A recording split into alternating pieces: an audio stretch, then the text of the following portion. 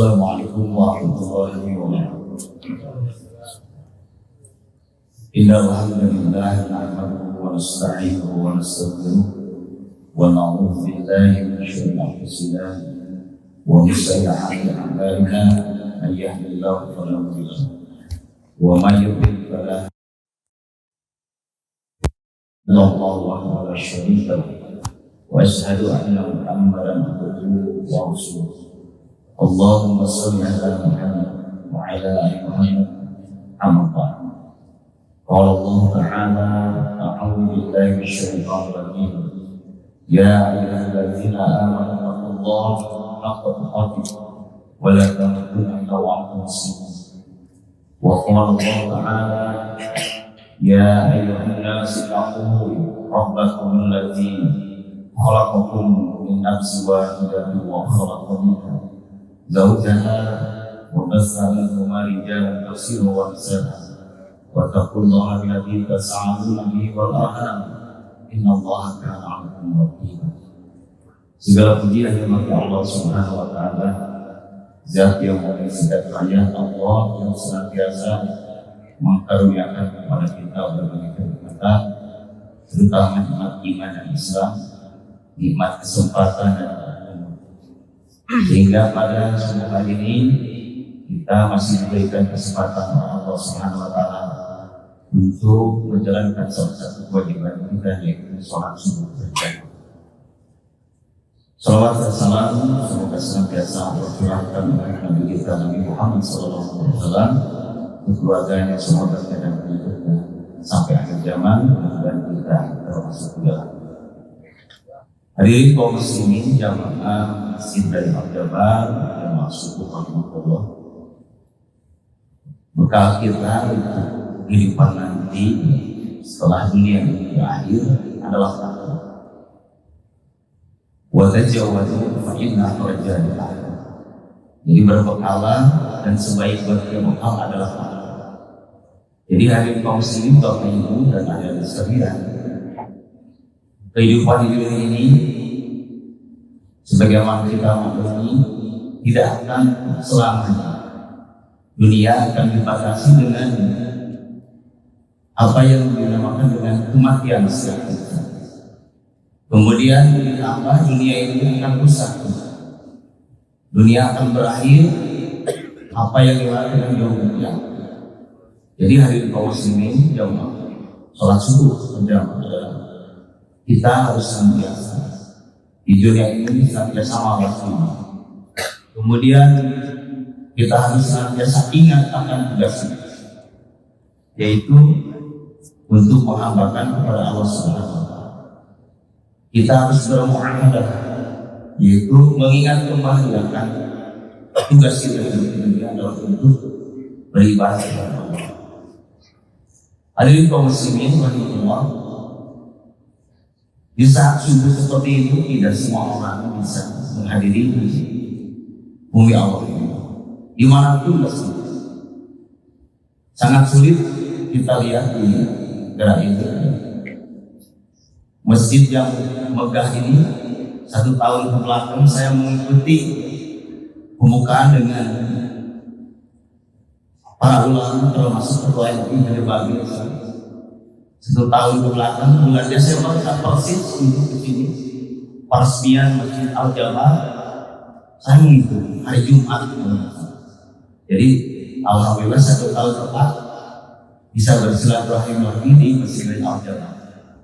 Hadirin kaum muslimin rahimahullah, sekali lagi tidak semua orang ini bisa duduk subuh. Di saat subuh itu dingin, kemudian ketika sudah bangun, ketika istirahat, selimut itu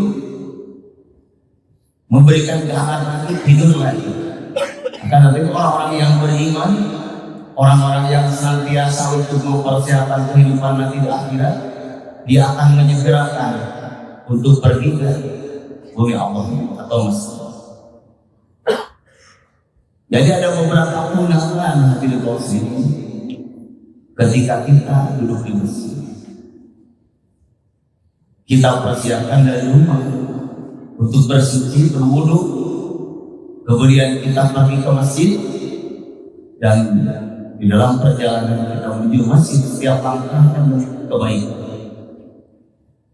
Satu langkahnya kita dihapuskan dosa, kemudian satu langkahnya lagi kita diangkat derajat oleh Allah Subhanahu wa Ta'ala. Itulah keutamaan kita melangkahkan ke rumah Allah.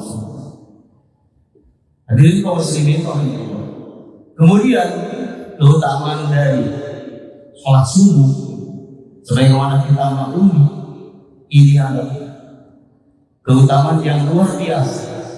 Malaikat senantiasa memperhatikan, menyaksikan, kemudian melaporkan setiap kegiatan kita, termasuk sholat kita.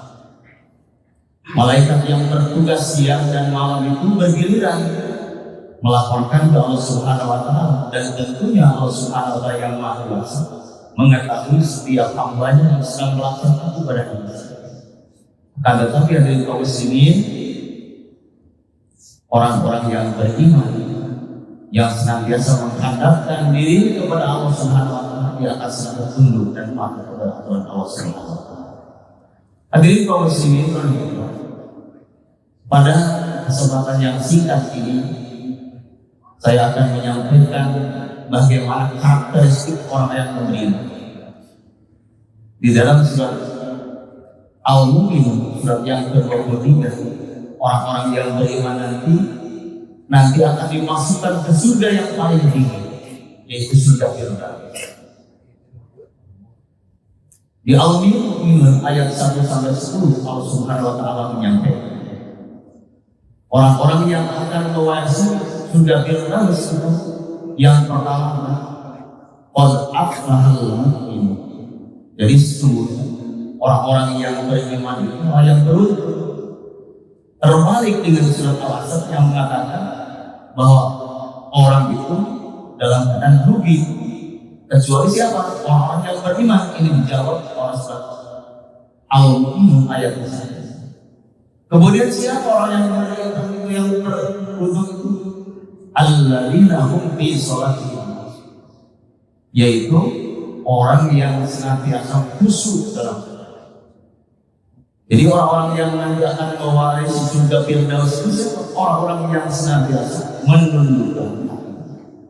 Dia akan melaksanakan sholatnya tersebut dengan penuh khusyuk. Arti khusyuk itu bukan arti yang kita tidak bisa mendengar dari kaum muslimin, akan tetapi orang-orang yang mendirikan sholatnya dengan khusyuk itu orang yang senantiasa tunduk terhadap aturan Allah Subhanahu wa Ta'ala. Kita konsentrasi untuk melaksanakan sholat. Kita tidak ingat apa yang dulu harus, akan tetapi orang-orang yang khusyuk dalam sholat, orang-orang yang senantiasa tunduk, kemudian ingat bahwa dirinya itu sedang melaksanakan. Kemudian hari ini kaum muslimin, Allah, orang-orang yang nanti mendapatkan surga Firdaus, walladzina hum 'anil lagwi, yaitu orang-orang yang senantiasa menjauhkan diri, menjauhkan lisannya dan perbuatannya dan perkataan yang tidak berguna. Jadi hadirin kaum muslimin, hadirin sekalian, orang-orang yang beriman, yang beruntung, yang nanti kita mendapatkan surga yang paling tinggi. Jadi kita tidak diperkenankan untuk mengatakan hal-hal yang dilarang Allah Subhanahu wa Ta'ala. Jadi Bapak Ibu, saat ini kita sangat hati. Saya sebagai guru, setiap hari, setiap guru atau pengajar, dosen, siapa melihat putra-putrinya, putra peserta didiknya, ketika guru mengajarkan dengan kebaikan, akan tetapi teknologi informasi ini sulit. Jadi anak-anak sulit, ya. Orang tua sulit mengontrol anak-anaknya yang karena kemajuan teknologi. Jadi hadirin kaum muslimin, kemajuan teknologi informasi ini bisa menyebabkan manfaat, akan tetapi bisa menyebabkan keberatan untuk kaum generasi. Jadi sekali lagi kita mengajak untuk bersama-sama untuk senantiasa menjauhkan diri dari perbuatan yang tercela, perbuatan yang sia-sia, perbuatan yang Setiap 24 jam itu penuh bisa dengan kemudian siapa lagi?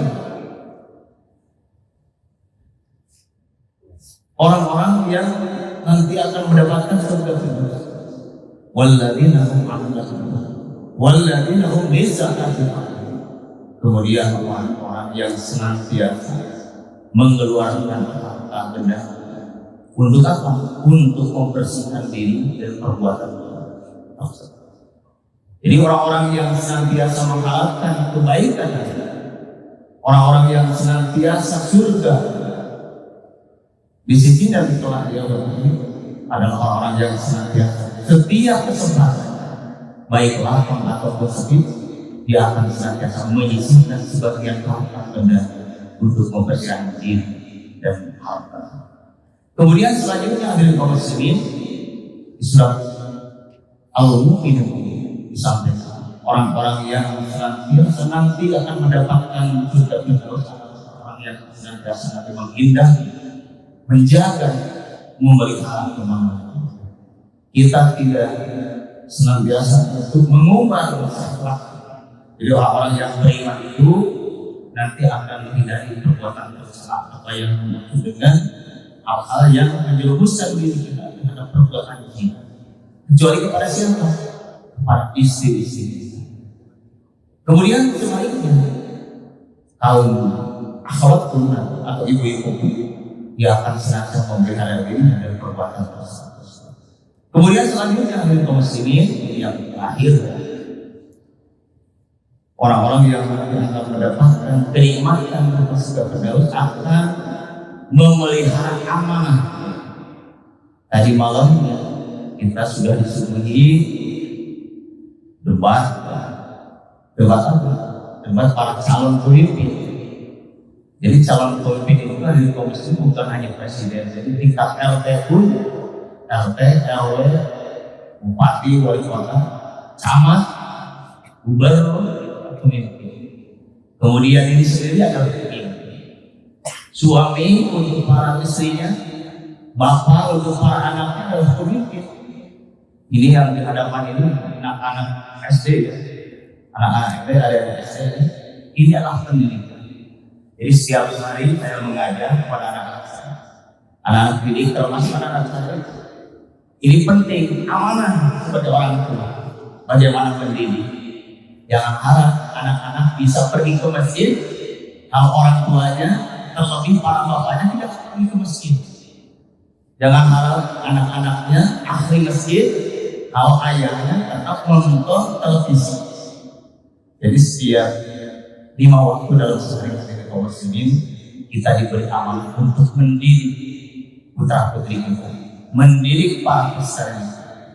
Jadi dari kaum muslimin, saya mengajak marilah kita untuk senantiasa setiap hari mendekatkan diri kepada Allah Subhanahu wa taala dan mudah-mudahan nanti di yaum akhir kita diberi kesempatan untuk masuk ke dalam surga Allah Subhanahu wa taala. Demikian yang bisa saya sampaikan, mohon maaf atas segala kesalahan. Aku qouli hada astaghfirullah wa lakum. Assalamualaikum warahmatullahi wabarakatuh.